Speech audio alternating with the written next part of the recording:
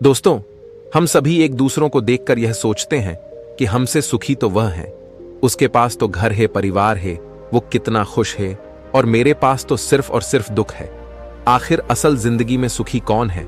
आइए इसे एक छोटी सी कहानी के माध्यम से समझते हैं। नमस्कार दोस्तों, बोधि थिंक स्पाई यूट्यूब चैनल में आपका दिल से स्वागत है। बहुत समय पहले की बात है, एक बार एक भिखारी गांव में भीख मांगने के लिए जाता है। भिखारी भीख मांगते मांगते एक किसान के दरवाजे पर पहुंचता है। वह भिखारी किसान के घर का दरवाजा खटखटाता है, लेकिन अंदर से कोई आवाज नहीं आती। दरवाजा खुला होने के कारण वह अंदर की ओर झांकता है, यह देखने के लिए कि कोई घर पर है या नहीं। वह देखता है कि किसान और उसका पूरा परिवार एक साथ बैठकर बात कर रहे हैं। बच्चे किसान के साथ लिपटे हुए हैं, खेल रहे हैं। भिखारी को लगा कि शायद किसी ने मेरी बात पर ध्यान नहीं दिया, इसलिए उसने फिर से आवाज लगाई। जब उसने दूसरी बार आवाज लगाई तो किसान की पत्नी ने सुना और उसके बाद कुछ अनाज लेकर घर से बाहर आई और उसे भीख दे दी। उसके बाद वह भिखारी वहां से चला गया और कुछ आगे चलकर वह यह सोचने लगा कि कितना खुशहाल परिवार है, कितने सुखी हैं ये लोग। परिवार में 2 बच्चे हैं और वे बच्चे पिता के साथ खेल रहे हैं। सब कुछ देखकर कितना अच्छा लग रहा था। काश मेरा भी परिवार होता।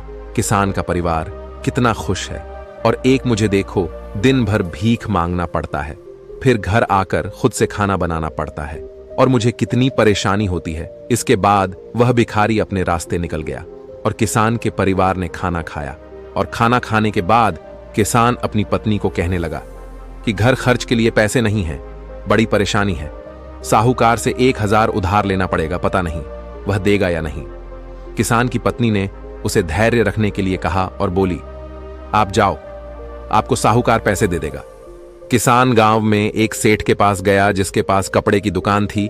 वह ब्याज पर लोगों को पैसा देता था।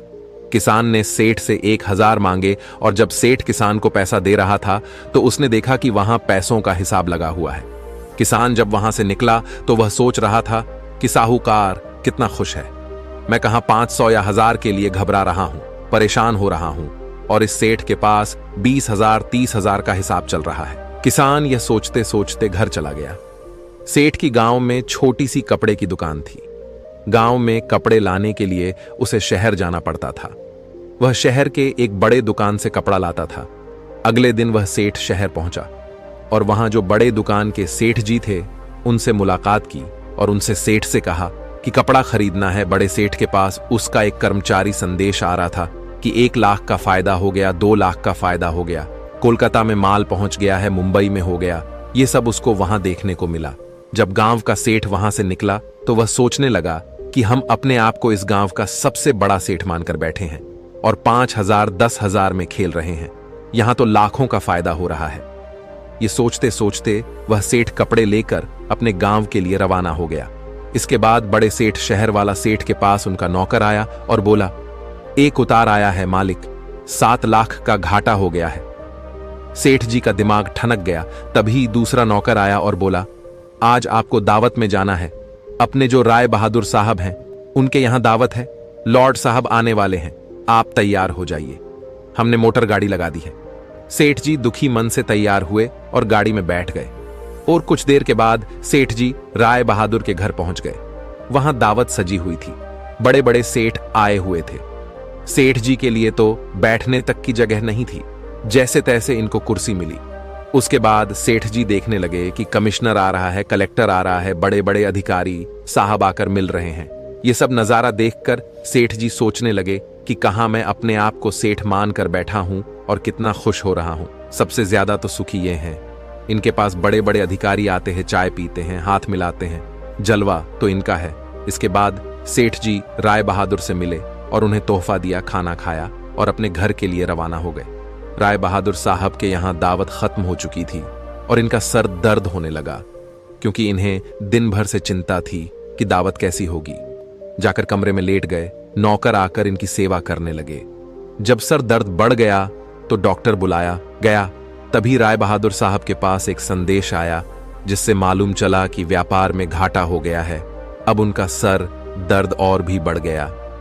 राय बहादुर ने अपने नौकरों से कहा, क्या जिंदगी है, बड़े बड़े अधिकारी को चाय पिलानी पड़ती है, पार्टी रखनी पड़ती है, वह सब करते हैं इसीलिए हमें भी दावत रखनी पड़ती है, वरना कौन इतना सरदर्द मोल ले। तभी उन्होंने देखा कि खिड़की से एक भिखारी जा रहा था जो अपने हाथ में डंडा लेकर गाना गा रहा था। राय बहादुर साहब ने नौकरों से कहा, देखो, जिंदगी में खुश तो ये है, सुखी तो ये है, इसको कोई चिंता नहीं है, ना घाटे की ना फायदे की। यह वही भिखारी था जो किसान को सुखी मानता था, खुश मानता था।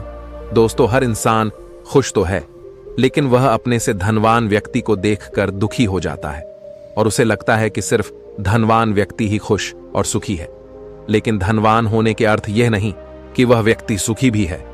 अगर आप जीवन में खुश और सुखी रहना चाहते हैं तो अपने से धनवान की ओर ना देखें, क्योंकि हो सकता है जो जीवन आप जी रहे हो वैसा जीवन पाने के लिए भी कुछ लोग तरस रहे हो। दोस्तों, दूसरी शिख जो हमें इस कहानी से लेनी चाहिए, जो हमें अपने आप से रूबरू करवाती है और हमारी असलियत दिखाती है कि हम जैसे हैं वैसे ही अच्छे हैं। एक छोटे से गांव में एक व्यक्ति रहता था जो पहाड़ से पत्थर तोड़ने का काम करता था। उस व्यक्ति को अपनी जिंदगी से कोई शिकायत नहीं थी। पूरे मेहनत और लगन से दिन भर काम करता और शाम को काम खत्म होने के बाद जो भी पैसा मिलता उसे लेकर अपने घर आता और अपने परिवार वालों के साथ कुछ समय व्यतीत करता था और फिर चैन से सो जाता था। ऐसा करते हुए उसे कई साल बीत गए थे। हर दिन की तरह वह अपना काम खत्म करके घर वापस जा रहा था। रास्ते में चलते चलते उसके मन में एक ख्याल आया कि यह भी कोई जिंदगी है। मैं सुबह से शाम तक पत्थर तोड़ने का काम करता हूँ और शाम में मुझे थोड़े से पैसे मिलते हैं, जिससे मुश्किल से मेरे और मेरे परिवार का गुजारा हो पाता है। शायद आज मुझे कहीं से कुछ ऐसी शक्ति मिल जाए जिससे मैं जो चाहूं वह पूरा हो जाए। वह घर गया, खाना खाया, लेकिन उसका ध्यान खाने की ओर नहीं था। उसके दिमाग में बस एक ही ख्याल था कि काश मुझे कोई ऐसी अलौकिक शक्ति मिल जाए जिससे मैं जो चाहूं हासिल कर सकूं। वह इस बात को सोचते सोचते सो गया। फिर नींद आने के बाद उसे एक सपना आया। सपने में उसने देखा कि वह रोज की तरह अपना काम खत्म करके घर लौट रहा था। तभी रास्ते में उसे एक बहुत बड़ा घर दिखा। तभी उसके मन में विचार आया, काश यह घर मेरा होता और मैं इसका मालिक होता। और उसका इतना सोचते ही वह उस घर का मालिक बन गया। उसको यकीन ही नहीं हो रहा था कि उसने जो सोचा वह पूरा हो गया। लेकिन उसकी खुशी अधिक देर तक नहीं टिक पाई। अचानक से एक शोर सुनाई दिया। उसने देखा कि उसके घर के बाहर से एक रैली निकल रही है जिसमें बीचों बीच एक राजनीतिज्ञ है। उसे देखकर वहां खड़े लोग उसके नाम के नारे लगा रहे थे और सब उसको देखने के लिए तड़प रहे थे। तब उसको यह एहसास हुआ कि मैं कितना छोटा हूं, मेरा तो कोई अस्तित्व ही नहीं है इस राजनेता के समक्ष। काश मैं एक राजनेता होता और मेरे पास इतनी क्षमता होती। उसके इतना सोचने की देर थी कि वह राजनेता बन गया। उसके खुशी का ठिकाना नहीं रहा, क्योंकि उसके पास हजारों लोगों की भीड़ थी और सब उसको देखने के लिए तरस रहे थे। लेकिन उसकी यह खुशी भी ज्यादा देर भी टिक नहीं पाई, क्योंकि धूप बहुत ही तेज थी और उस राजनेता को इतनी धूप में खड़े रहने की आदत नहीं थी। उसे चक्कर आया और वह बेहोश हो गया। फिर उसे एहसास हुआ कि यह राजनेता सबसे ताकतवर नहीं है, ये जो सूरज है ये सबसे ताकतवर है। उसके मन में आया कि काश मैं सूरज होता, मेरे आगे कोई टिक नहीं पाता। उसको इतना सोचने की देर थी और वह सूरज बन गया। वह खुशी से पागल हो गया। पूरी दुनिया को यही रोशन कर रहा था। दुनिया में ऐसा कोई इंसान नहीं था जो उसकी रोशनी को रोक सके। लेकिन उसकी यह खुशी भी टिक नहीं पाई, क्योंकि कुछ ही समय बाद आसमान में काले बादल आए और रोशनी को रोक दिया। फिर उसको एहसास हुआ कि कोई है जो मेरी रोशनी को भी कोई रोक सकता है। उसके मन में यह ख्याल आया कि काश मैं बादल होता, और वह बादल बन गया। उसको ऐसा लग रहा था कि वह आसमान में उड़ रहा है और वह जहां चाहे वहां जा सकता है। लेकिन कुछ देर बाद एक हवा का झोंका आया जो उसे उड़ा ले गया। उसे एहसास हुआ कि बादल सूरज की रोशनी को रोक सकता है, लेकिन हवा को नहीं, क्योंकि यह हवा उसे बहा कर ले गई। फिर उसके मन में यह विचार आया कि काश में हवा होता, और वह हवा बन गया। हवा बनने के बाद उसने अपने अंदर एक अलग सी ऊर्जा महसूस की और सोचा कि मैं जिसको चाहूं उसे उड़ाकर ले जा सकता हूं। उसको यह विश्वास होने ही वाला था कि इस दुनिया में सबसे ताकतवर मैं हूं। लेकिन तभी उसके सामने एक पहाड़ आया। उसने पूरी ताकत लगा दी, लेकिन उस पहाड़ को नहीं हिला सका। उसको यह एहसास हुआ कि कोई है जो हवा से ज्यादा शक्तिशाली है, जिसमें हवा को रोकने का भी दम है। फिर उसके मन में यह ख्याल आया कि काश में पहाड़ होता, और वह पहाड़ बन गया। लेकिन हर बार की तरह उसकी खुशी ज्यादा देर तक नहीं टिक पाई। एक जानी पहचानी आवाज उसे सुनाई दी, और साथ ही साथ उसको दर्द होने लगा, जैसे कि कोई है जो उसे तोड़ रहा है, मार रहा है।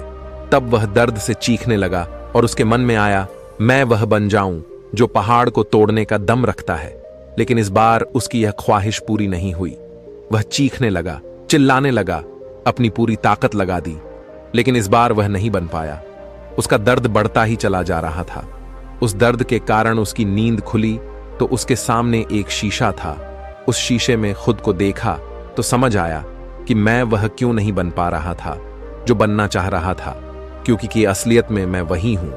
दोस्तों, किसी से कुछ सीखना अच्छी बात है, लेकिन अपना अस्तित्व को भुलाकर किसी और के अस्तित्व को अपना लेना खुद का एवं साथ ही उस ईश्वर रूपी कारीगर का भी अपमान करना होता है, जिसे आपको सबसे अलग बनाया है। हम भूल जाते हैं कि हम सभी में एक ऐसी खासियत होती है जो हम सबको खास बनती है। बस उसे हमें खुद के अंदर तलाश करना होता है। इसलिए आप जैसे भी हैं, आप अच्छे हैं। आपको किसी के भी जैसा बनने की कोई जरूरत नहीं है। आप जैसे भी हैं, सर्वश्रेष्ठ हैं। अगर आपको कुछ बनना है तो अपने आप को पहचाने, अपनी क्षमताओं को पहचाने और अपना श्रेष्ठ संस्करण बने। और तिच्छारी सीख जो हमें इस कहानी से सीखनी चाहिए, एक गांव में एक राजा था जिसने अपने जीवन काल में कई लड़ाइयां जीती और काफी हद तक अपने साम्राज्य का विस्तार किया था, क्योंकि समय के साथ राजा की सूझबूझ और साहस के कारण साम्राज्य बढ़ता गया। राजा या तो अपने शत्रुओं को परास्त करके वहां अपने साम्राज्य का झंडा गाड़ देता था, या फिर शत्रु स्वयं उसके सामने आत्मसमर्पण कर देता था। साम्राज्य के अंदर भी सुख और शांति का माहौल था। लोग बिना किसी डर के खुशी से रहते थे। इसी तरह उनका जीवन अब 56 वर्ष का हो गया था। राजा बहुत खुशी और धूमधाम के साथ रहता था, लेकिन अब वह वयस्क हो चुका था। उसका एक ही बेटा था जिसकी उम्र सिर्फ 16 साल की थी। राजा जानते थे कि इतने बड़े साम्राज्य पर शासन करने के लिए उम्र से ज्यादा समझदारी और कुछ महत्वपूर्ण बातें मायने रखती हैं। जो इन बातों को अपना लेता है वह इतने बड़े साम्राज्य पर आसानी से शासन कर सकता है। तभी एक दिन राजा ने अपने बेटे को अपने कक्ष में बुलाया और कहा कि सुनो बेटा, ऐसा नहीं होता। इससे कोई फर्क नहीं पड़ता कि आप 16 साल के हैं या 56 साल के। दुनिया आपकी हैसियत के मुताबिक आपकी इज्जत करेगी। हर कोई चाहता है कि लोग उसकी इज्जत करें, उसे मजबूत समझे, लेकिन यह इतना आसान नहीं है।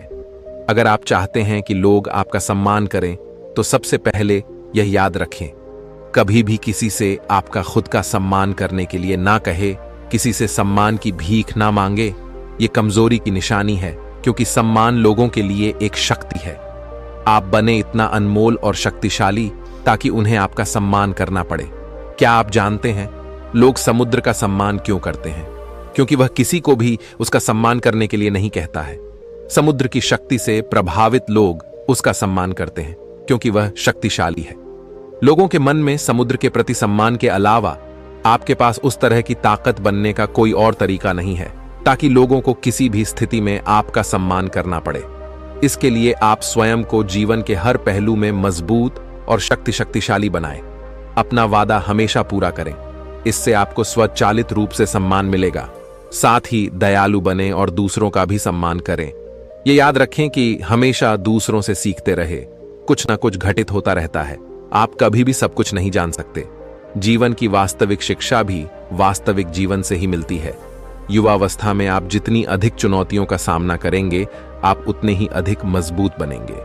आने वाले समय में आप और अधिक प्रगति करेंगे।